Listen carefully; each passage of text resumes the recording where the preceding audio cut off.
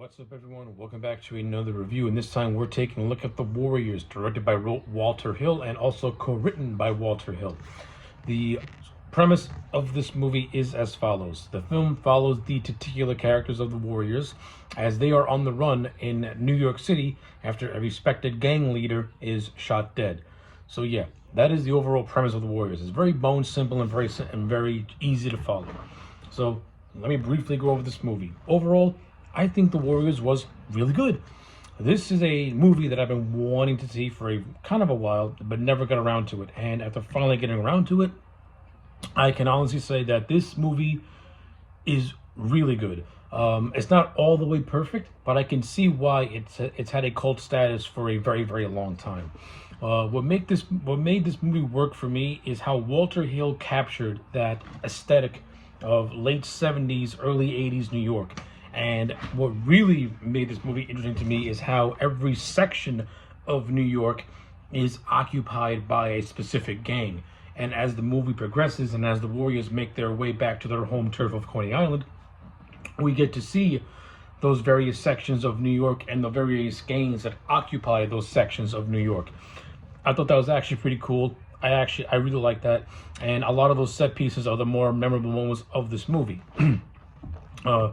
In terms of this movie's acting, this movie is boasted by a really good cast. Some recognizable names are James Remire as Ajax, who was the muscle of the Warriors, and Mercedes Ruehl, who plays an undercover cop that actually apprehends Ajax in the middle of the movie. And you also have David Patrick Kelly, who plays the character of Luther, who's the leader of his own gang, and things like that. So this movie does have has a good cast of recognizable names of the time. Now, to most people, a lot of these actors will be recognizable. To me, only maybe a handful are. But I kind of like that because it didn't distract me from the story, and it didn't distract me from the performances, because I was able to see these guys, slip into these characters, and it felt real to me. So I like that. I enjoyed that. Even the recognizable names that I did see in this movie, they also slip into their roles very well, and I enjoyed it. I think James Remire as Ajax was actually pretty cool. I am not really all that thrilled that he got taken out of the movie before the third act began. He kind of gets apprehended in Central Park by a cop, and you don't see him again. But that is what it is. I would have not have. I don't know. I don't know how I would have did it, but I wouldn't have had it. I would have had a scene of Ajax trying to escape custody and trying to reunite with the fellow Warriors. That's That's me personally. I like David Patrick Kelly as the character of Luther. It's actually the character of Luther shooting the character of Cyrus, who's the gang leader, that sets the whole movie into motion. As an overall performance, I thought Patrick Kelly was great. Luther as an overall character, he's barely in the movie. He has a couple of scenes peppered throughout, but he's barely in the movie, and he barely feels like a presence. And that's just how I feel. I don't think the character of Luther was utilized properly, at least to me. But David Patrick Kelly does have that iconic scene where he says, "Warriors, come out to play." So, because it's David Patrick Kelly and he's such a great actor, he's able to make nothing. He's able to make something out of nothing. The actor who played the character of Cyrus, for the limited screen time that he does have, he sells that role. And like David Patrick Kelly, he also has the iconic "Can you dig it? Can you dig it?"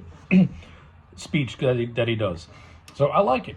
Good stuff. Even though some of these actors were underutilized, well, to me, underutilized, I would have had them have, the character of Cyrus, you can make a case for that he had the right amount of screen time, but the character of Luther, you can also make a strong case that he was underutilized and could have used more scenes to really build him up as this swarmy threat to the Warriors. That's just me personally, but it is what it is.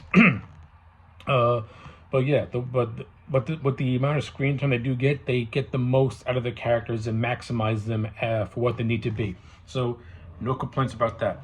Now, in terms of the actors who played the Warriors, I thought every single actor who played the Warriors did a very good job.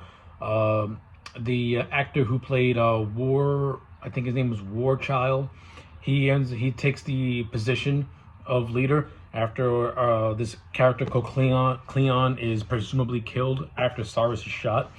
I thought the guy did a good job. I like the budding rivalry he has with the Ajax character. I wish this movie would have, excuse me, I wish this movie would have expanded upon that rivalry. That's just me personally, because I think because you could have gotten some good intrigue out of that, and you really could have played Ajax's allegiances to the Warriors, and maybe him being overshadowed could maybe potentially have him jump. But in the end, you have Ajax stay true to the Warriors and and overall make amends with the War Child character. That's just what I would have done, just to give the characters something more to do, and something that's a little bit more meaty. All the other characters, they're fine. They serve their roles well, so I got no complaints about that. In terms of the other gangs that occupy New York, there is a plethora of different gangs. You have a gang that's like a baseball themed, and they have an entertaining battle in Central Park where Ajax just wipes them.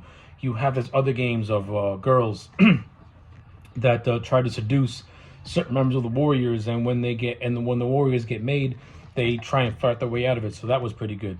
You have this low rent you have this low rent team called the Orphans, who kind of more or less get bullied by the Warriors, and one of their members, a girl, ends up joining the Warriors and kind of sort of develops an on-screen interest with the War Child character.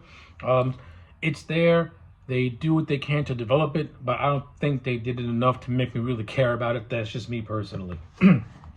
But the Orphans are more or less positioned as being like a low-rank gang that you can easily defeat. Kind of like if you're fighting, like if you're doing a Mortal Kombat tournament, the first character you face is kind of low level, but then as you rise up the ranks, the levels get harder and more challenging. And the Warriors kind of reminded me of that a bit. Like every section of New York is where the gangs get more and more vicious and more hard to beat. And I like how they did that. And it all culminates with the Warriors finally facing off with Luther, and with Luther being revealed as the true killer of Cyrus when his gang known as the Rips finally find this out. The Warriors are cleared of all the misgivings, and Luther gets his comeuppance. So yeah, that was all fairly done that was all fairly done really well. But what really makes this movie stand out to me is just the Warriors going from point A to point B, trying to get back home and trying to evade all these different gangs. And they do that by going to the subway. What should be like an easy ride ends up being an entire night trying to get back to Coney Island from the Bronx. And that's really what this movie's strong suit is. This movie's strong suit is just rooting for the Warriors and wanting them to accomplish their mission to get back home. It's done by really good writing by Walter Hill and his writing partner, and by the cinematography, which I thought was really well, and really captured the seediness of the gangs of New York, so to speak, and Walter Hill's direction, in which was immaculate and fantastic. Really captured that urban grittiness. So yeah, despite some criticisms and some things I would have done differently, I overall think The Warriors was a very good movie, and I'm going to give it a solid 8 out of 10. If you have not seen this movie, give it a watch. It's really good, especially if you like late 70s and early 80s action thrillers like I do. It's definitely worth a watch. With all that being said, my name's AJ Legend. Like, comment, and subscribe, and I'll check you back next time for more.